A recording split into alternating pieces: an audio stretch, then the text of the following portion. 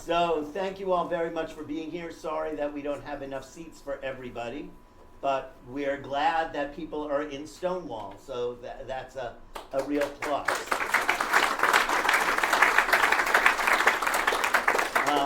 I'm Robert Keston with a new title, President and CEO instead of Executive Director, so it's a nice change.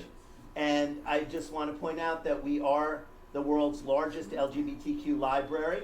We have one of the very few nationally collecting archives.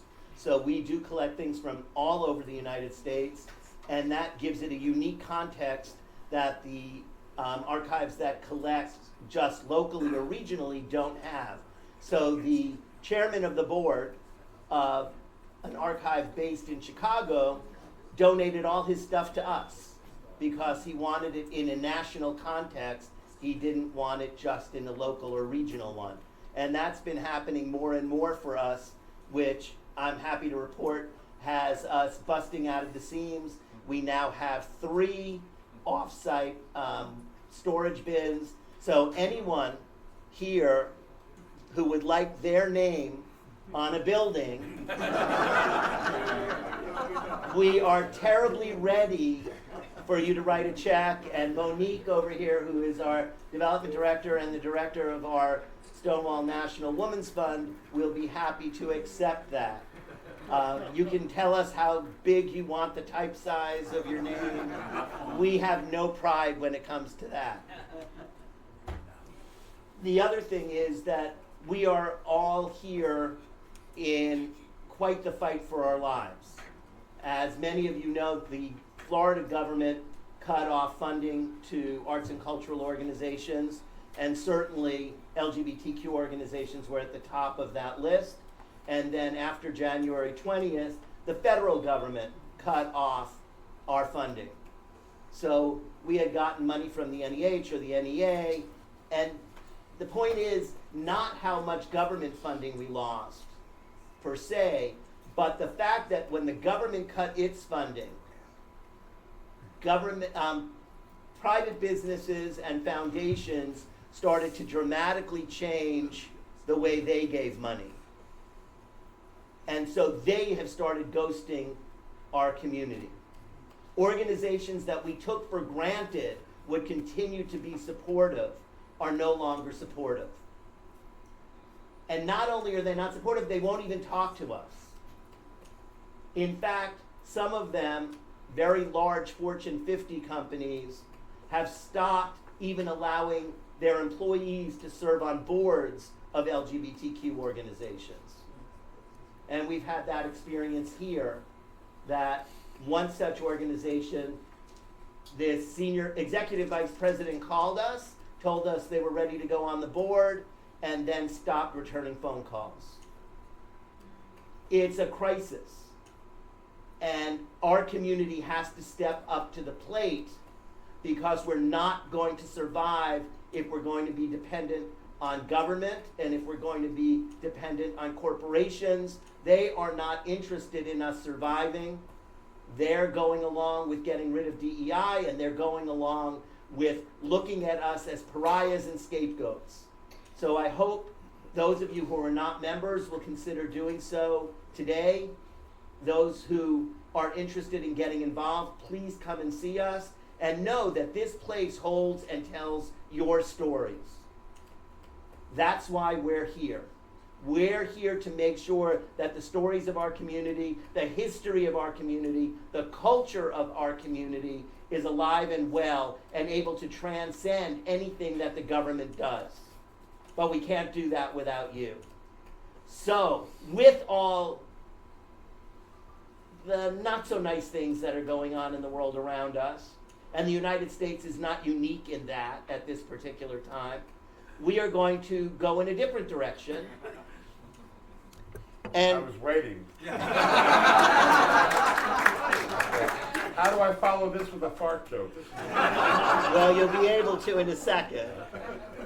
Because it seemed like a bad idea at the time, is the new book by this Bruce Vilanch fellow who tells fart jokes. I guess because he has Yeah. No original material. I'd like to point out that if you saw The View this week, I'm repeating this, but just for you football fans out there, I am not Travis Kelce's mother. The resemblance is alarming, I know. But there we go. We're tearing the joint apart already. By the way, who is that? That is with Edie Windsor's first wife. Edie Windsor's first wife. Was she lost on the safari? No, she died of MS. Oh, I'm so sorry to hear that. Back to the part, though. She's alive. Look, she's moving. Anyway, she's alive. Okay. Well, so I'm glad I've cleared that up for you. Yes. Because So ever since the Super Bowl, I've gotten calls, dude, what are you doing in a box with Taylor Swift? So of course I had to watch the Super Bowl, at least, which I never do until halftime. That's the important stuff for me. But this year it was a white person, so I didn't know what halftime was about. Yeah. Kendrick and Drake apparently having a little pissing match. But that's for a later time. Excuse me. thank you. So I met Bruce a number of years ago. We were doing a film fest. I was doing a film festival, and we were honoring Sidney Lumet, who is a famous director. And Bruce had been in one of the films, and we got a few of the people who had been in Sidney's films, and we asked them to say the line that Sidney Lumet was most famous for from his film Network, which is, "I'm mad as hell and I'm not going to take it anymore."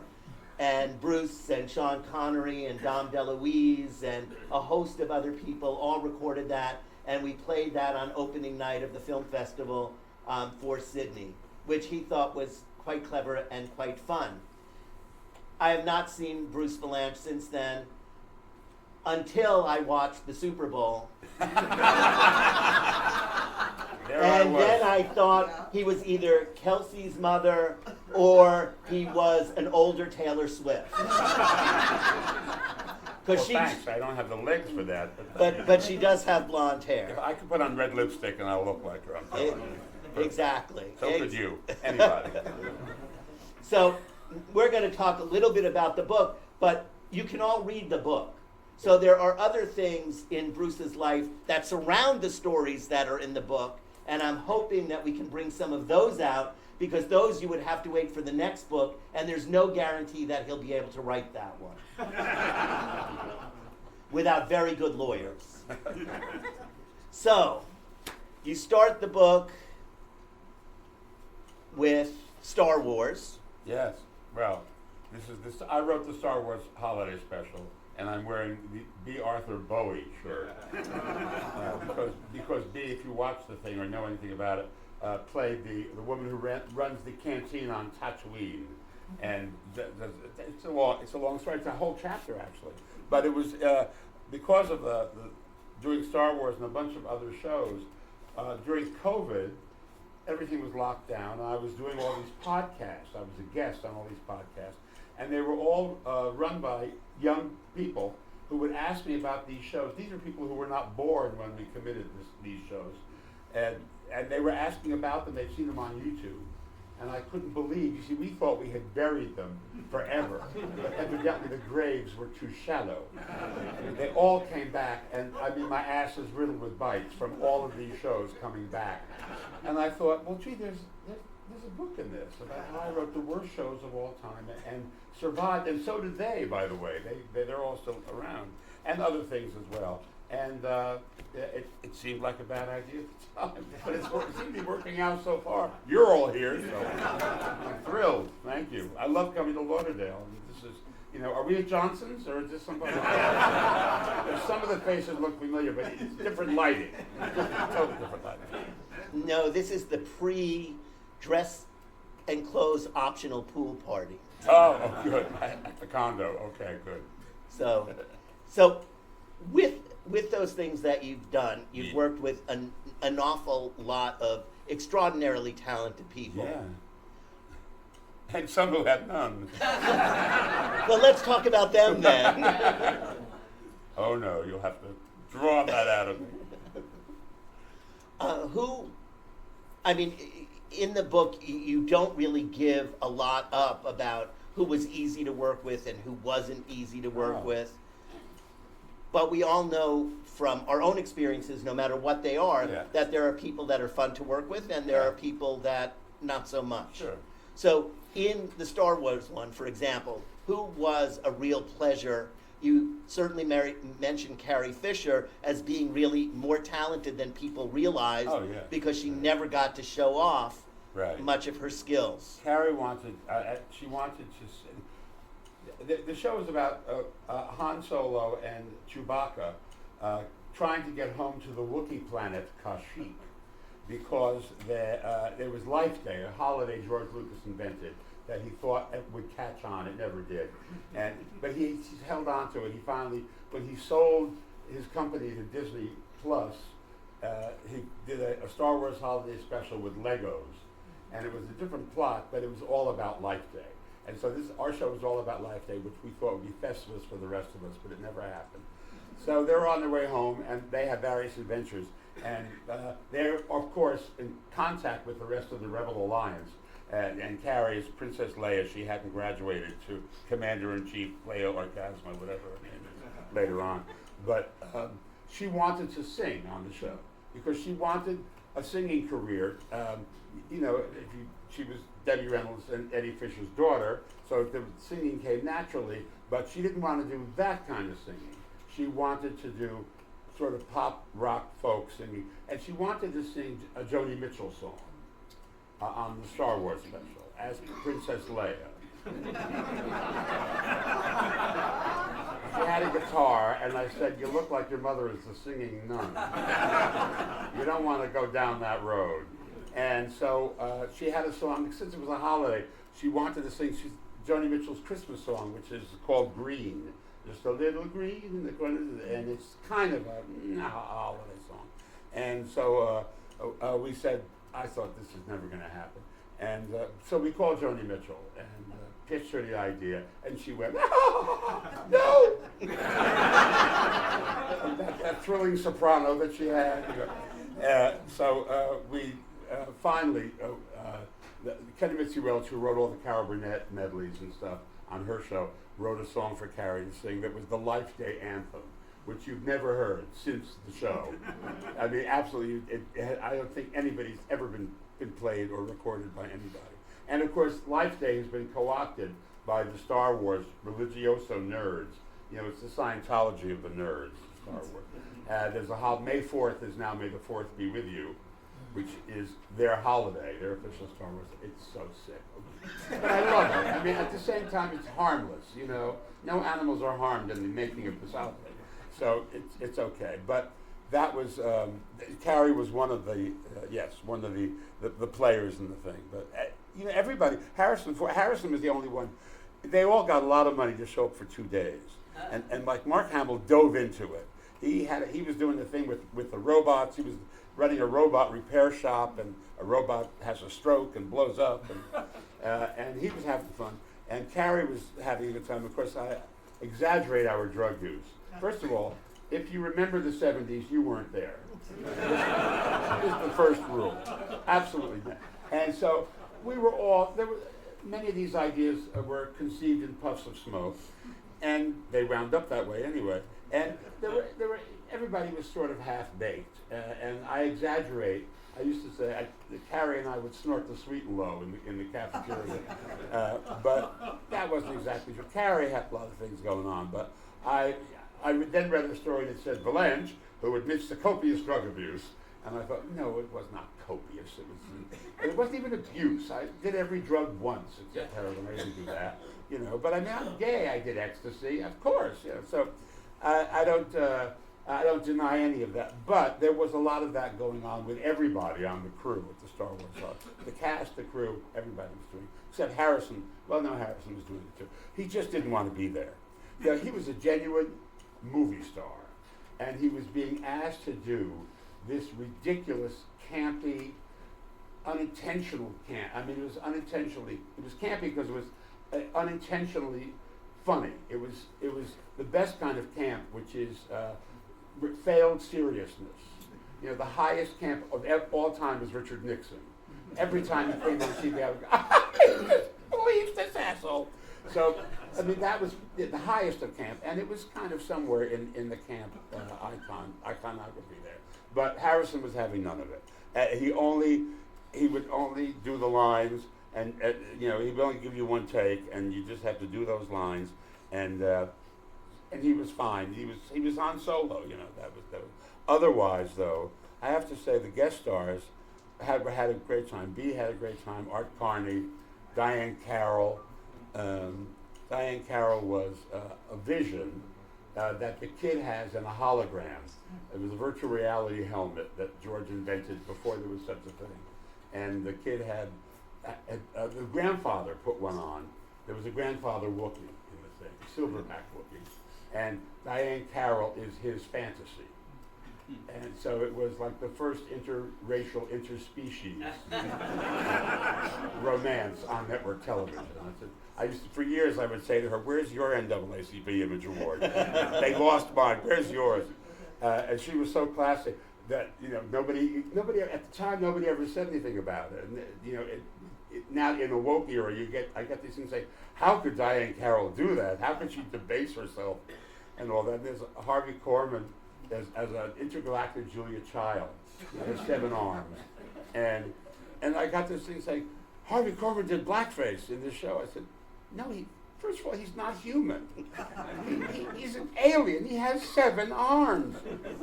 And then I went and looked at a tape of it on YouTube, and it was like the 14th generation.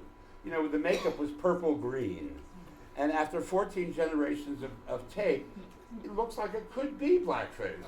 Because it's just that degenerated. So I kind of understood where the anger was coming from. But, I mean, the idea, he didn't step back a minute and think, would they have put Harvey Korman blackface as an alien? I mean, alien, for Christ's sake. Anyway, so, I'm sorry. No. Being very long-winded about this, but it's the first chapter and it's my favorite thing. Is it? Well, they're all kind of favorites of mine. Right, that's people, when they ask you what's your favorite, I never know what to say. Now, another thing that's consistent in the book, yeah, it's not in every chapter. You mentioned Cher. Well, she does wind up a lot and stuff. I mean, look at her. I mean, she's 78 years old and she's still kicking, and she's had #1 hits in every decade. And so, I started working for her in the early 70s with Sonny and Cher. I was writing Sonny and Cher from Chicago. I was a contributing writer. And then I wrote Sonny without Cher, Cher without Sonny. Sonny and Cher, we're back together, we're not speaking, but we need the money. I did every iteration of Sonny at Cher. There was a thing called the Sonny Comedy Hour, if you can imagine that, which was, it really, my joke about him was, it takes a village and he's the village idiot. Although he turned out to be a pretty good guy, even when he turned Republican. He was very good in Palm Springs. He was very good because when hotels were closing because people wouldn't come to Palm Springs because they were afraid they'd get AIDS, he made a public statement. He went on TV and said, "Palm Springs has always been a place where people come for health reasons. Nothing has changed. We are using any protocol that we find here. Don't boycott this town on a fantasy, on a myth." And I thought that was very brave of him. He was the mayor of Palm Springs at the time, and I thought he's saving his town, but I also like he's taking if you're old enough to remember, a very controversial position, because at the beginning we were a pariah. People didn't know where it came from. I mean, I had a joke years ago. Can you get AIDS from sitting on a toilet seat? I said, yes, you can. There has to be a guy sitting there already.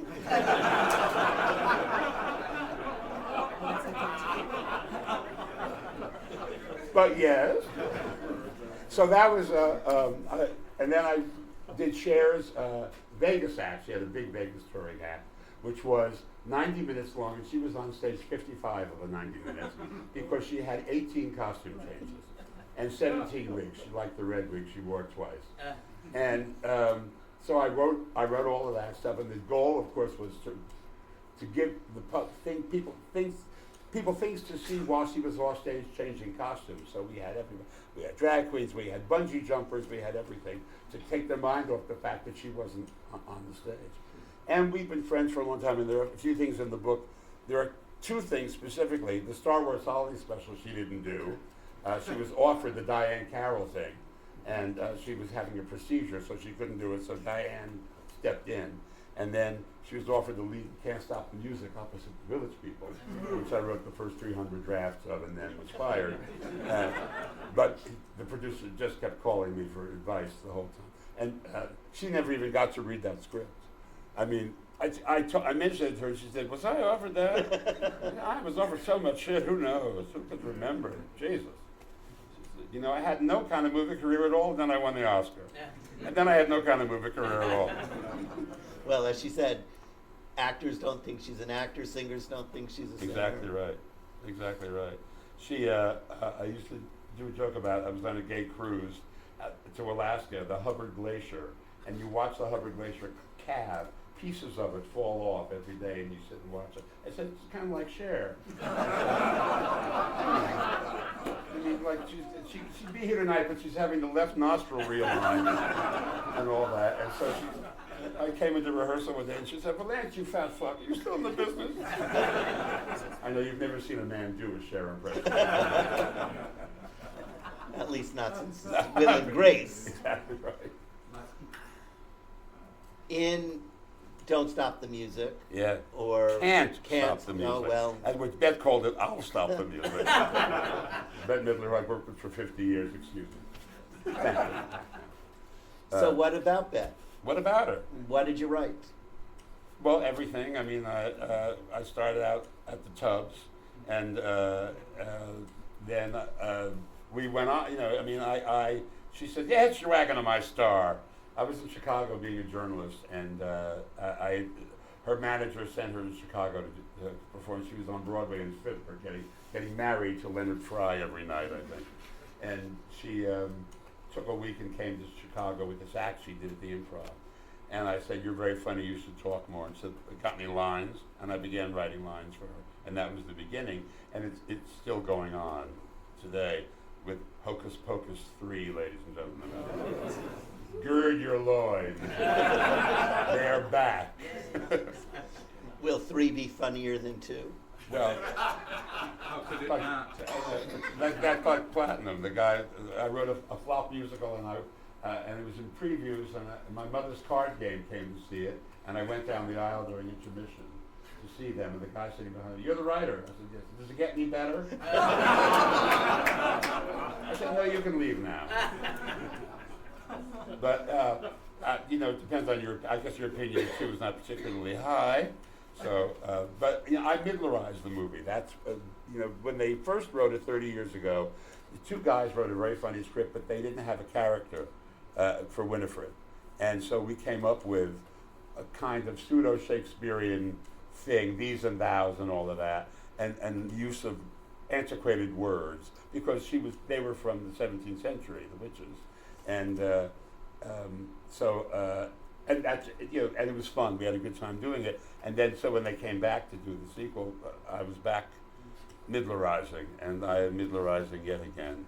But this one will be interesting. But I mean, I can't tell you much. But it's very hard to figure out how to bring the 3 old bags back. We killed them off twice. So, and you know, they're no younger. And the last one was all about them trying to capture their youth. And so now I think a lot of it's going to be an origin story, but it keeps changing. But it'll happen, trust me. There's too much money on the table for it not to happen.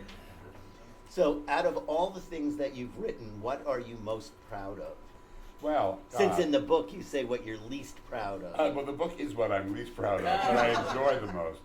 Oh, I don't know. I mean, I've written 25 Oscar shows, and I won 2 Emmys for the book, 2 of the Billy Crystal shows. A lot of things I'm proud of never got made. I wrote 15 movie scripts that never got made because stars died, studios closed, earthquakes happened. I mean, anything. I have every single excuse. Pauline Kael said, Hollywood is where you can be encouraged to death. And that's why they kept hiring me, so I kept writing stuff. But, and I love doing Hairspray on Broadway, and I'm on tour for 2 years. That was great. And I was on Hollywood Squares all that time, just to the left of Whoopi, if that's possible. You know, I'm proud of that because we were a big hit and we made people laugh. And if you look at the new one, you see how better we were.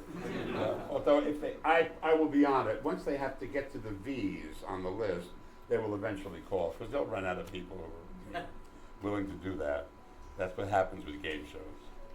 And did you ever have a relationship with Beagleman, David Beagleman?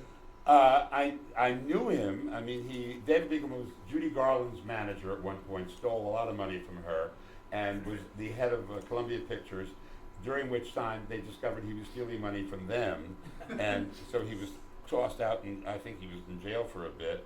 But at one point, he was running MGM in the early 80s, and I made a picture called The Ice Pirates, which is in the book, which I was called in to fluff up with humor, because it was a sort of an adventure movie that was also a spoof of space age movies. Mel Brooks did it better in Spaceballs, which was pure spoof. He used some of our sets that from Ice Pirates, because they were also at Metro. And so Beagleman was running the studio, and they fired him just before we started shooting, and they made the producer of our picture head of the studio. And 8 weeks into the shoot, they fired him, and they brought a new guy in who wanted to shut the picture down, and said, "You have to finish it in a week." And so that's when we came up with a time warp sequence. If you've ever seen The Ice Pirates.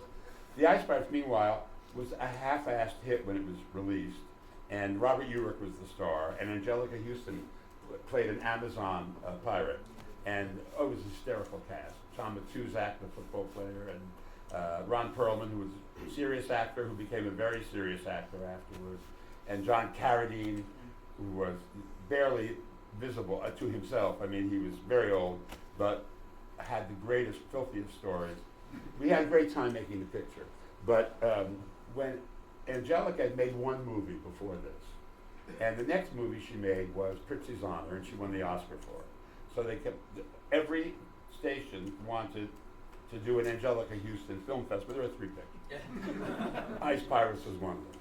And Ted Turner loved the movie. He was mad for it, and he showed it on every one of his channels over and over and over again.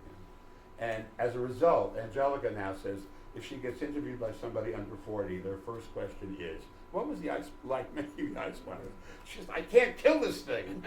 I have an Oscar. I have a career. I'm from a dynasty family. All they want to know is like a fucking Ice Pirate. Where have I failed?" Not your fault. Rest easy. Ted Turner was the character. Ted Turner was, and he married Jane Fonda, so I spent some time with them on the ranch in Montana, where I don't ride, so like I got to sit and watch them, a lot. They were riding. Jane was in her, Annie Oakley period. And she just goes through so many different periods, Jane. She's fascinating. I just had dinner with her. She's getting an award, and the night after she got the SAG award, made that brilliant speech, and so she had to kind of follow herself, and she was quite remarkable. She's the most remarkable thing, because when we did the morning after, she was very nervous. She was bulimic, and her greatest performance was Jane Fonda, the Jane Fonda character. She was nervous and crazy about everything, and I think a lot of it came from when she would be married to Roger Vadim, who was, an autocrat, and then she had Tom Hayden, who had a political thing, and she was not an asset. She was Hanoi Jane for a while, and so she was a bundle of nerves. And the fact that she would pull herself together and be Jane Fonda, and everybody thought she was the strongest thing in the world, and she was really a basket of emotions. She has gotten over that. I think part of what happened was the working out thing. I think it worked out for her. I mean, it changed her life, because it just, whatever the endorphins it produced on an hourly basis in her case, because she had an empire that she built out of it. I think that changed her tremendously, and she's no longer anything like that person when we made the movie.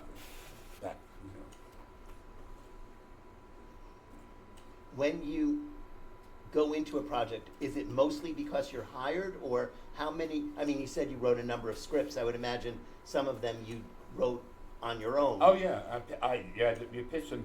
There was when the studio system, which is now pretty much gone, existed.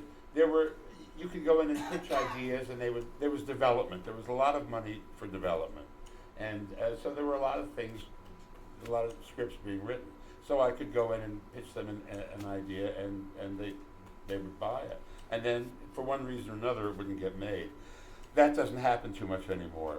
Now things are pretty much on assignment. They develop stuff, because very little actually gets made by studios, or most things are independent, except for Netflix and Amazon, and they've kind of changed the whole way you're paid. You know, the buyout up front as opposed without royalties as opposed to resistance.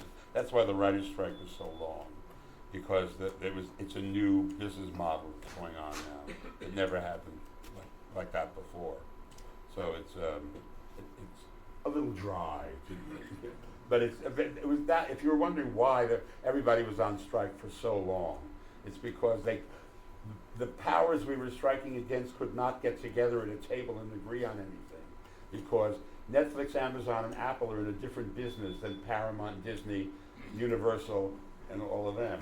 Netflix is Netflix, and Apple makes computers, and Amazon delivers, tampons. So, other things I'm sure, but I only use them for tampons. That was what took so long, because the whole world is changing. Because now you can see anything, at home or on a device. And one of my favorite jokes from Steve Martin one year for the Oscars, the year Avatar was nominated, and he said, and there's James Cameron, who directed Avatar, brilliant movie and gorgeous, the sets, the lighting, the sound effects. It was a visual, incredible. I watched the thing on my phone. Which is how it happens now, right? I mean, we all look at everything. I mean, when did you last go to the Gateway to see something? I mean, go see Honora now, which is fascinating. Straight guys are fascinated by hookers. They cannot stop making movies about hookers. I know many hookers. I'm not that fascinated by them. Straight guys cannot let go of the hooker fascination. That Madonna, that Madonna, and one way or the other. And this movie is another straight guy movie about a hooker, and she ain't that fascinating, but and he ain't Tarantino, but it won, I think, because the Academy now is very international, not Hollywood centric, young, diverse, and independent. They're mostly independent filmmakers now. They are not people who came up in the studio system, and they like movies like Honora and The Brutalist. They're not like they didn't give the award to Barbie last year either. They're not big box office people. So are you saying that you didn't like them, or they weren't your favorites? Which? Honora and The Brutalist. I like The Brutalist a lot. I thought The Brutalist was terrific. I wasn't crazy about Honora. No. I agree with you on both. Yeah. Not that it But matters. I began to wonder why I wasn't crazy about it, because it's well made, and it's very well it's very well acted. I liked the Russian bodyguard. I thought was underplayed, but it was absolutely on the money every scene. It just didn't. I began thinking, why does this happen? And it occurred to me that there's this whole. Going back to Irma La Douce and Pretty Woman, and just endless movies. Butterfield 8, endless movies about hookers made by straight guys who find them fascinating. I've said it already. So, in the book, you mentioned being in a limousine with Jackie Bissett. Yes. And Jackie was here in October for one of our events. Oh, wow. And Sure. it was great fun having her here. She's She had terrific. just turned 80. Yeah. And she looks awfully good. Really. Yeah. And she was dancing, as you mentioned, that she likes to dance. The dancer. So, what are some of the things you would tell people who might have been at our event in October that we might not have learned? Well, can't stop the music. One night, it started one night when there was a show called Don Kirshner's Rock Concert, and the Village People were going to be on it, and they were hot and new. And Alan Carr, who's the producer, who was a friend of mine for many years, he managed Anne Margaret, and I used to write her Vegas act, which it was written actually, every line she said.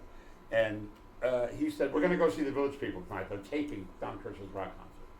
and he said, "Come to my house." I went to his house. We got into the limo.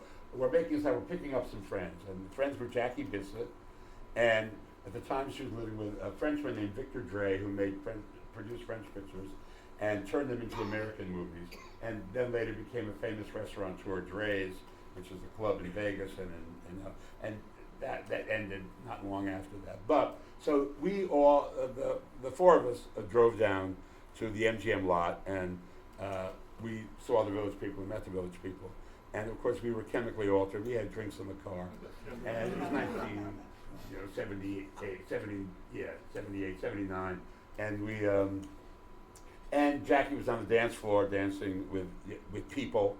All of it was, and we were backstage hearing the Village People's story from the two Frenchmen who had created the Village People.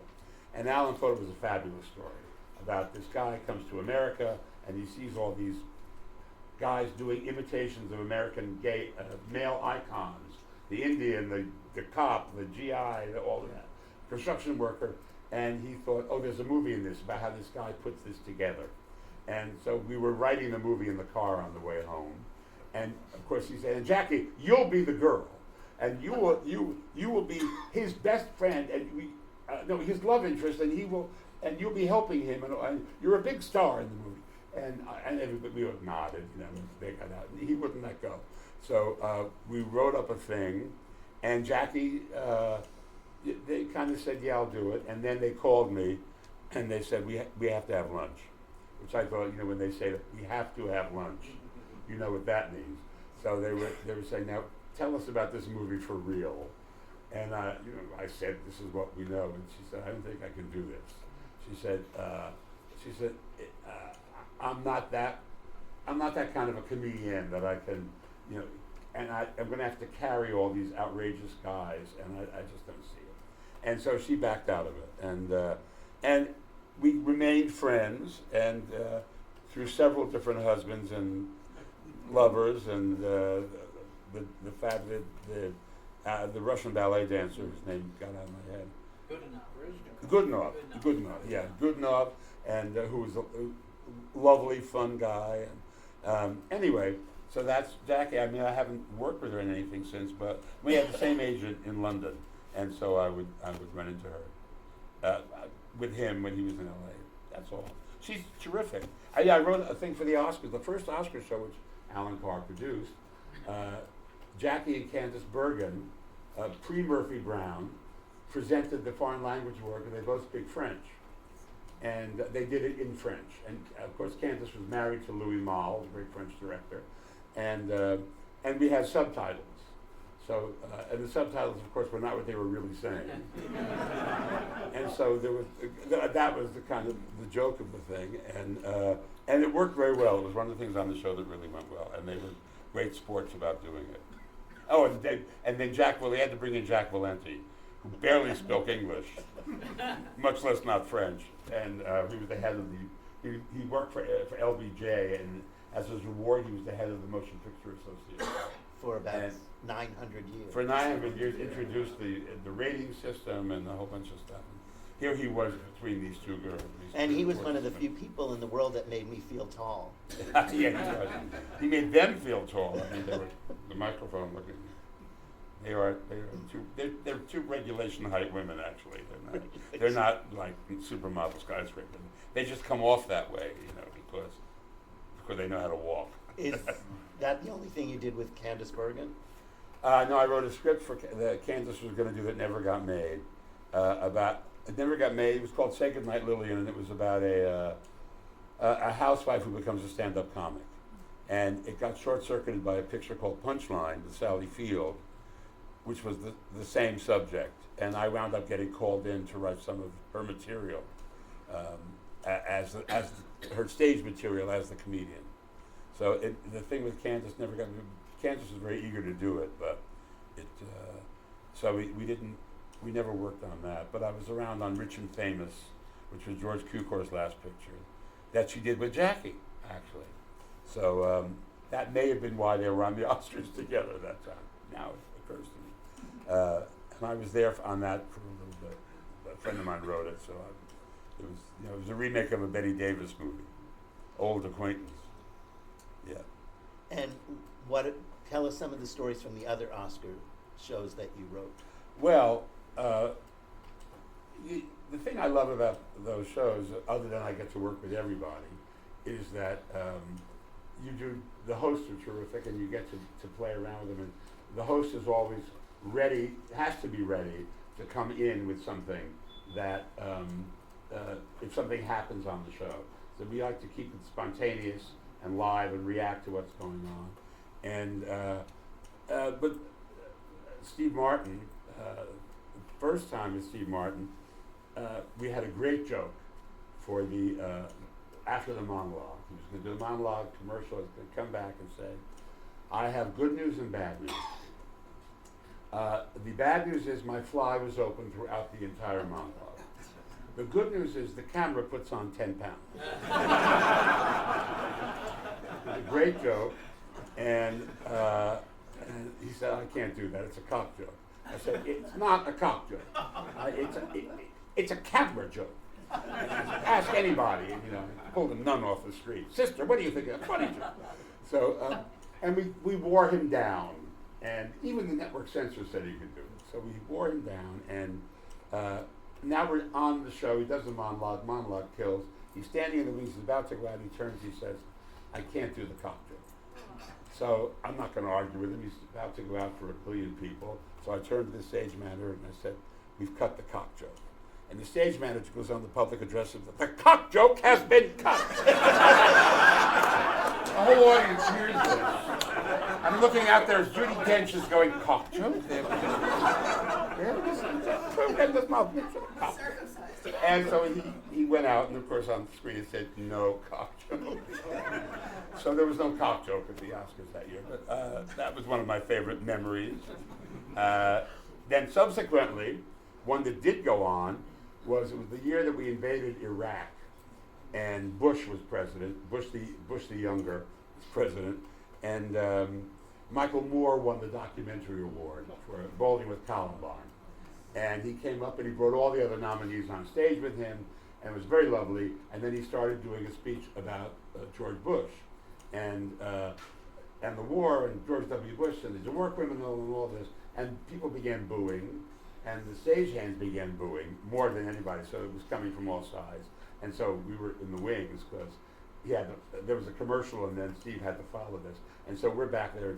That year, Rita Rudner was writing on the show, and Dave Parry from Miami was writing on the show, and a few other guys. And we were throwing jokes around at each other. And at the commercial's over, and Steve goes out and says, "It's really lovely backstage. The stagehands are helping Michael Moore into the trunk of his car." I kind of live for those moments because it's like, it's kind of like having a touchdown in the Super Bowl. I mean, it's the only thing I can compare it to because they're both gigantic, iconic moments in the culture. And to have that happen, and so you're under intense pressure because more people are watching this than anything else, except maybe a roast of Tom Brady on Netflix now. But, so it's great when that happens. So how often is it that there is joke writing while the show's commercials all are the going time. on? All the time. They don't necessarily get on the show, but you're always thinking, what could we do here? Depending on what's happened. The only part of the show that isn't scripted are the acceptance speeches, and people always come up with something. I mean, this year it was the Israeli-Palestinian team that did the document. The documentary is usually a good thing to follow if you have a commercial afterwards, because it gives time, people at home get time to argue, and then you come out of the commercial and the host comes back on and says something funny about what just happened. That's the goal. So when you're programming the show, you try to find spots for the host that will be after things that you think might happen. Just as an example, I don't know, I can't think of one off the top of my head, but it depends. You know that Kieran Culkin, who won this year, is going to do some kind of a routine because he's Kieran Culkin, and Downey the year before is like. So you look and see who do you think might win the thing, and what will they do if they do win, and you try to come up with some stuff maybe you could use, and so you have kind of a playbook, just like the coach has a playbook. and you refer to that in your little cubicle backstage, and you see what happens. And the goal is to just keep it going, to keep the show as lively as possible. And So if you were, let's say you were asked to write next year's Oscars, yes, who would you like to be the host? Conan could probably come back because I thought he did a great job. I mean, I think they don't let go of these guys once they do well. They want you to come back and do it for a few years because they have relieved themselves of the agita of not knowing what you're going to do.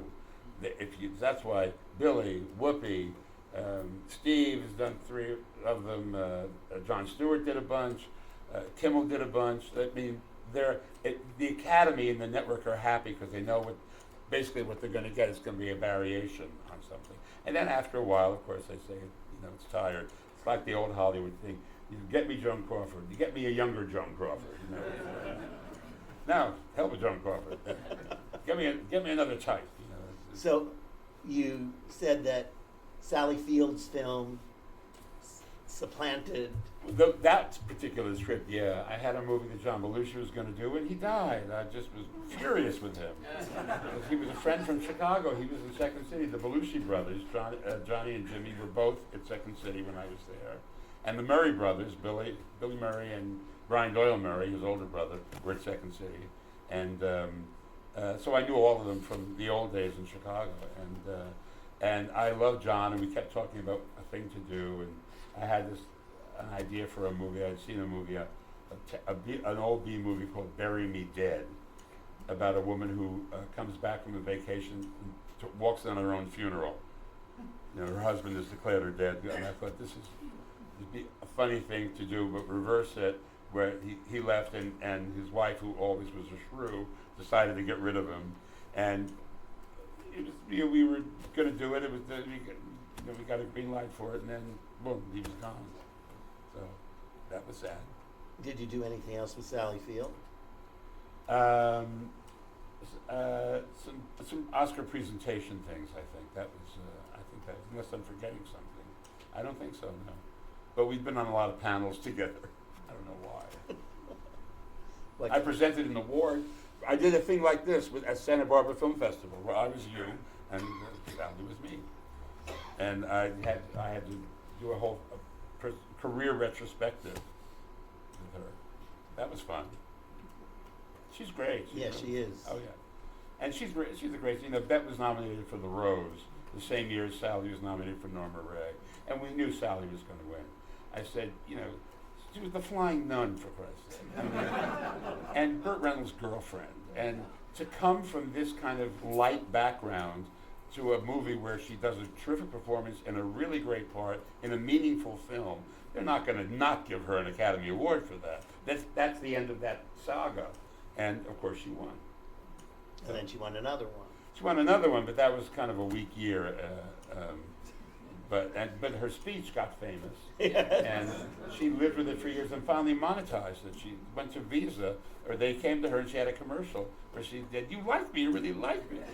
I mean, for years of people making fun of her, so she owned it. I guess what's better than that? Capitalizing on. Exactly right. And I don't know what her credit limit was on the card. They may have stiffed her in that. She didn't buy her Brentwood house on that one. Then you also talk about James Coco and Doris Roberts. Yes. And your time at the Fat Farm. I was at the Fat Farm writing Can't Stop the Music with Bronte Woodard, who was another fat writer. And it was Alan's house. He was renting it, and Fat producer. The producer, Alan Carr, but he found something else to do and he never came down. So we were in Durham, North Carolina for a month in February, eating 3 bowls of rice a day and 6 pieces of fruit. And that's it, and water. And you lose weight very fast. I lost 30 pounds, which I promptly found on the plane. I ordered chicken Kiev, and that was 30 pounds right back up. But Jimmy Coco, who's a very funny actor, and do you remember who was? I'm never sure because he's been gone for a while. And he and Doris Roberts, who you know from Everybody Loves Raymond, they were great pals from Broadway. They had done a Neil Simon play last and Red Hot Lovers. and they were very close. And they would go to another fat farm, Structure House, where they got to eat more. And so we would go to the movies together, and I would like steal their snacks. Crudités was all they would be allowed to eat. But Jimmy and I, we went to dinner one night. There was a very cute waiter, and Jimmy could not stop, just coming on to him, and he was coming on to him, and finally the waiter said, I know who you are, and he said, no, you don't. He said, oh yes, I've seen you on television. I know who you are. He said, no, you don't know me. No, I know you. I recognize you. You are Paul Sorvino. And Jimmy said, yes, I'm Paul Sorvino. Tell everybody you know, Paul Sorvino came on to you in Durham, North Carolina. We had a very good time. I had a good time writing this picture, which I kept rewriting because they kept changing. And Alan would offer it to leading ladies, and they would pass. And he'd say, "We have to write it for Raquel Welch." So what do you do? So I wrote a version for Raquel. Then I had to write a version finally for Olivia Newton-John. She was going to do it because he had made her a movie star with Grease, and it would have been funny with Olivia because the contrast between Olivia and the Village People, except that at the end of Grease she kind of became one of the Village People. So it wasn't that strong, but she got out of it. She did Xanadu instead because she loves to skate. We just kept doing new drafts of it for different people, and eventually I said, I want more money, and he said, thank you, goodbye. So let's go back to the Brady Bunch. Yes. Because that takes up a nice chapter in the book. It's iconic. It's like Star Wars. They've never gone away. There have been like 7 versions. The Brady Bunch has been around 50 years. 7 different versions of it at actual count. Ours was like number 2. And both parents are gone now, but the kids are all still alive. Yes. They're not kids. They're not kids. They were teenagers when they were just about to be teenagers. I think the youngest ones, crazy Susan Olsen, who was now a cat lady. Yeah, and Mike Lookenland. They were the youngest, but the others were like teenagers, and they knew something about singing and dancing. Fred Silverman was running ABC at the time. He ran all 3 networks. I was waiting for him to run PBS to see what he could do. But he wanted to do a series with the Partridge Family, a variety show. He believed in he created the team hosts, Sonny and Cher, Tony Orlando and Dawn, Donnie and Marie. All of those shows were Fred's creation, down to Pink Lady and Jeff. Down to the last variety series, Barbara Mandrell and the Mandrell sisters. He believed in spreading the wealth. So he wanted the Partridge Family with Shirley Jones and David Cassidy, and to be a variety show with them hosting. And they didn't want to do it, so he went to the Brady Bunch, forgetting the fact that they were not variety performers. Florence was. Florence could do anything. But the others were not. They had an act they kind of did at state fairs, and but they weren't really up to snuff. And to make the thing even stranger, he never told them that that's what the show was going to be. He just said, we're doing the Brady Bunch with musical numbers, and it'll be, and Sid and Marty Krofft are producing it. Instead of the Schwartz family, Sherwood and Lloyd Schwartz produced the other ones. So, and they all, of course, signed on. And then they discovered they were doing a variety show, which meant that they had to learn new songs and dances every week. And there was a script that was a Brady story. And they also had to be pals with the guest stars, who were big stars. And there had to be a way to thread through all of that, and that was our job, to write that stuff. And of course, we brought in Andy Davis, who had gone to Jesus. And she was living in a lesbian commune in Colorado. Came down in a school bus that they owned. and with the whole bunch of the other girls, and they fixed every car in the garage. They were fabulous. I'd go, Darla, I've got a carburetor problem, and I'm on it. And they were traditional. But when I say Jesus freak lesbians, you get the visual. I mean, they were basics. And she, of course, she was a real showbiz bat, and she could do anything. Andy, she people don't know she replaced Carol Burnett on Once Upon a Mattress on Broadway after Carol left. And she was really she never had a chance to do any of that stuff anywhere except like in summer stock and dinner theater. So she loved the musical numbers. What she did not like was we could not get Sam the Butcher, her love interest on the Brady Bunch, because that was owned by the Schwartzes. So we had to come up with a love interest, and we came up with Rip Taylor. Opposites don't attract in this play. And he played, I think, the next door neighbor, who also was sometimes their manager and sometimes just their friend, and was all over her. He was just, he couldn't leave her alone. And Rip was in your face all the time.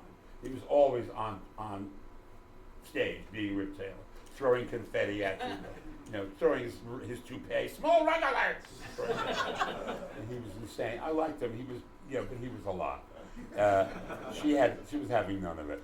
So we had all this dynamic going on, and of course the most scared was Robert Reed, who was deeply closeted and not a song and dance man, and didn't know how to approach any of this stuff. And when I talk about it now, the reason Robert never came out, well, there were two reasons. One, he was a leading man, and at the time you could not be an out gay leading man.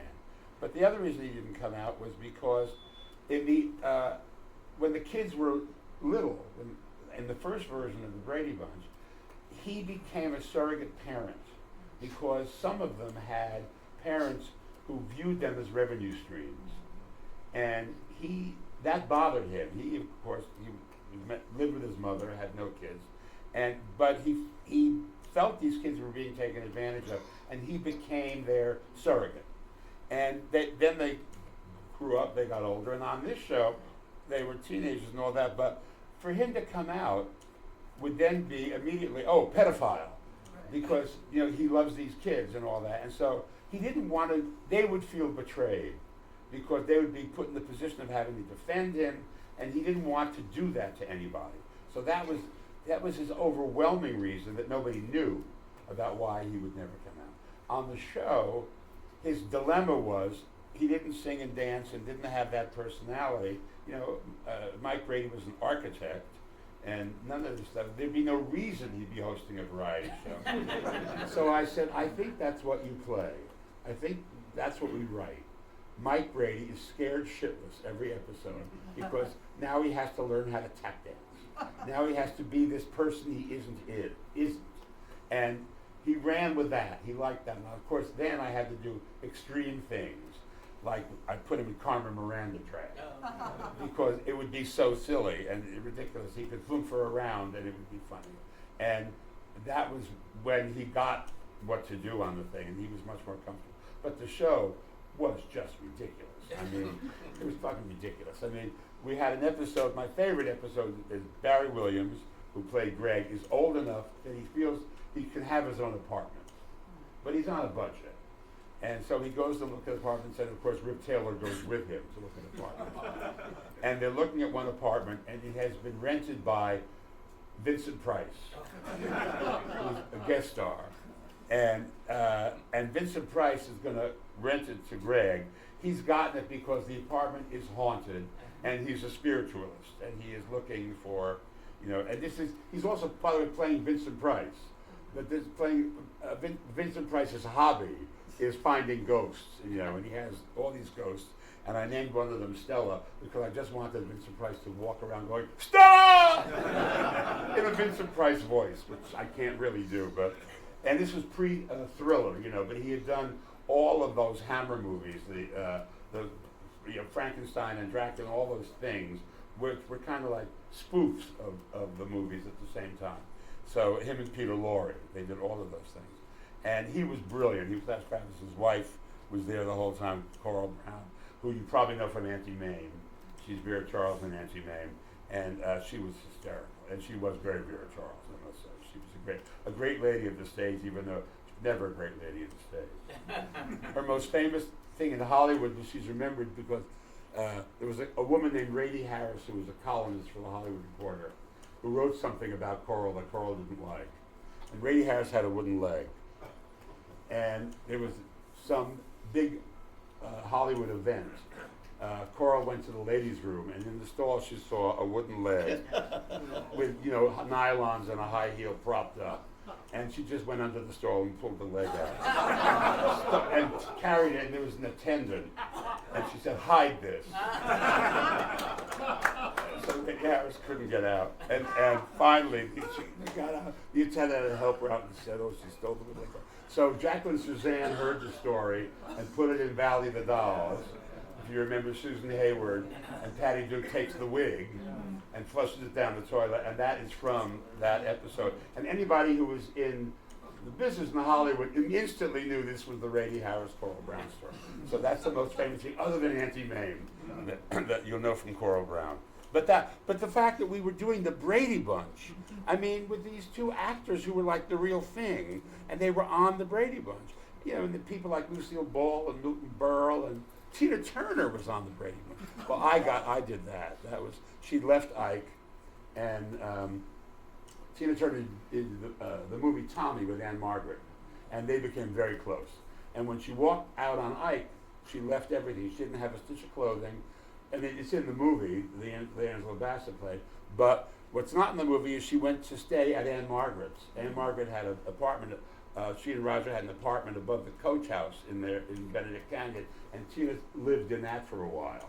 And Bob Mackie came and did clothes for her, and everybody came, and we put an act together, and that was the act that eventually got her to come back. But in the interim, I got her onto the Brady Bunch. In a dress that we borrowed from Tony Tennille. She said, "How tall is this woman? These things are cutting into my arm." And of course, Tina did not have to do a scene with the Bradys. I said, "I think, don't ask her to do that because it'll be kind of." I think she did like a hello something to them, but she was not in the plot. She was just now our guest star. Tina did 2 numbers, and then of course the comeback happened. But it was great fun to do, and that's all in the book. So and more stuff. Did you ever do anything with Tony Tennille? Except for use the clothes? No, I was too hip for the Captain and Tennille. They told me that. I went up for a job on their series, and they said, "No, you're too hip for us." So I never did do anything. So you just took her clothes? I just took her clothes. That's it. Because you said you took her clothes for somebody else too? No, just Robert Reed. The Carmen Miranda outfit was built for Tony Tennille also, and our costumer Pete Menifee found it in the warehouse and said, who knew we could fit Tony Tennille could fit into all these things? Yeah, that was pretty great. That was years later, after the Brady Bunch movies came out, which were parodies of the Brady Bunch. They were on Nick at Night, and I got a call late one night. "Dude, I'm watching Nick at Night, and there's this guy the dad from the Brady Bunch, and he's in Carmen Miranda drag, with a fruit basket on his head, and your name is on it. Dude, what the fuck?" I had to explain. A shorter explanation than you got, but. Well, have I sold the book yet?